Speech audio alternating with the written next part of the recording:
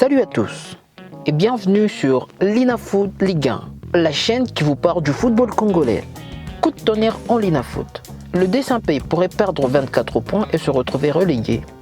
Pendant ce temps, le TP Mazembe se prépare pour un choc crucial à Kolwezi contre Blessing FC. Restez avec moi, vous ne voulez rien manquer.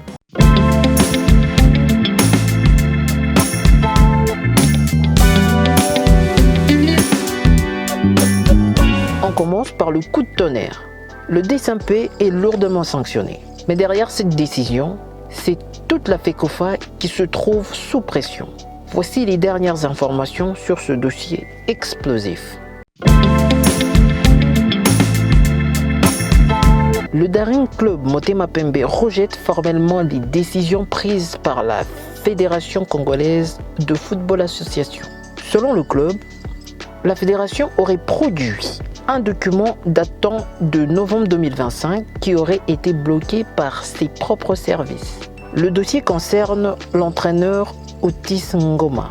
La Fédération internationale de football association aurait accordé un délai de 30 jours avec menace de retrait de 6 points en cas de récidive. Le D-Saint-Pé parle de documents erronés, blocage de portail FIFA, tentative de salir l'image du club. Le club promet de saisir les instances compétentes. Mais coup de théâtre. Après une réunion entre le Conor, la Linafoot et la Lifkin, D-Saint-Pé reste en Ligue 1 mais perd 24 points. Disqualifié de la Coupe du Congo, avec 26 points en 17 journées, le club chute à seulement 2 points au classement. À 9 journées de la fin, la mission maintien devient extrêmement compliquée. La FECOFA serait sous pression directe de la FIFA. La fédération demanderait à la Linafoot de produire un document prouvant que la sanction est réellement appliquée pour éviter elle-même des sanctions internationales. Si cela se confirme, cela signifie que la pression vient de l'extérieur et que la FECOFA joue peut-être sa crédibilité. Affaires administratives, guerre interne, pression internationale, une chose est sûre. Le dossier D-Saint-Pé est loin d'être terminé. Pensez-vous que la sanction est justifiée? Le D-Saint-Pé peut-il se sauver? Donnez-moi votre avis en commentaire. Pendant que D-Saint-Pé vit la tempête, le TP Mazembe se prépare à un match décisif à Kolwezi contre Blessing FC. Les joueurs clés à surveiller, la pépite Faveur Dibangeli et Lise Tombanyembo.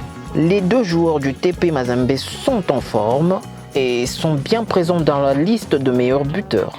Le club veut continuer sa série d'invincibilité et creuser l'écart au classement. Mazembe est prêt à frapper fort, mais Blessing FC pourrait réserver des surprises. Et du côté Blessing, le joueur à surveiller est Mbouyi Paul. Le jeune attaquant de 18 ans a marqué 7 buts et 3 passes décisives depuis le début de la saison 2025-2026. Attention à la défense de Mazembe. Pensez-vous que Mazembe partira de Kolwezi avec une victoire éclatante?